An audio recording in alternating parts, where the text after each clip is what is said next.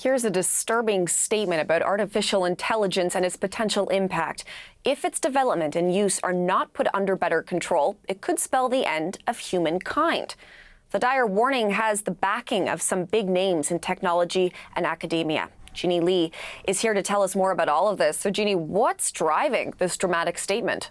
Well, Hillary, it's really just to reiterate, but at a louder volume, the previous predictions and warnings about AI. Should it go unchecked? Should it develop unchecked and unfettered? So this is at least to try to match the huge volume, the noise that AI is suddenly making. So you have the other side that's basically warning about that massive development.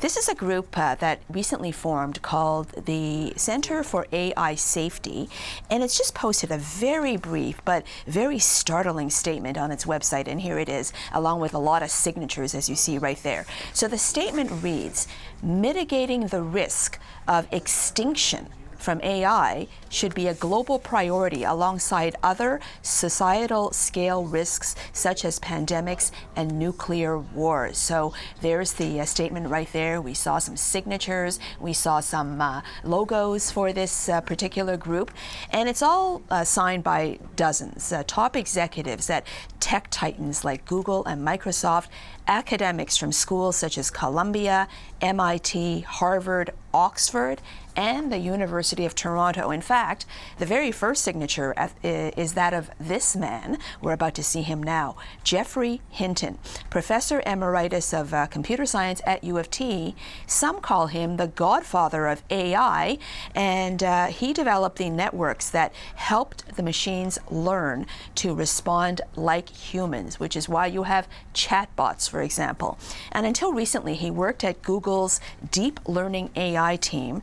And he says he quit that job when he saw how fast AI has been catching up to human intelligence, and he thinks that it could actually leave humans in the dust at some point in our lifetimes. So that basically all of this carries a lot of risks if AI is used by bad actors for nefarious reasons and goes unchecked. So he's mentioned how governments can use AI to manipulate elections, for example, and even paints a scenario where they could develop robot armies. And of course, he says this could mean the end of people if it's misused.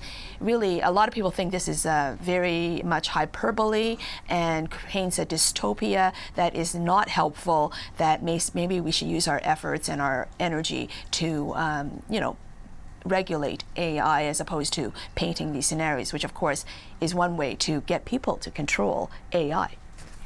Still rather scary, though, Jeannie, some of these warnings. And of course, all of this coming at a time when we're really seeing AI grow in prevalence. Well, yes. Think back in November when a certain new technology called ChatGPT was launched. Well, since then, this technology meant to be much more natural, much more human in interactions with humans, really has taken off, so that now, a few months later, it has 1.8 billion visitors every month to the website, and millions of hundreds of, I think it's 100 million users now. It's up to very much in a very short period of time.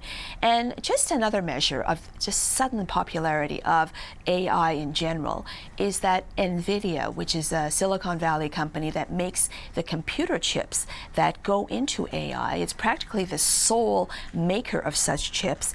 Demand has soared, and so has its stock, up 33% in just the past month. And today, the whole company is worth $1 trillion on the market. Hit that point earlier today.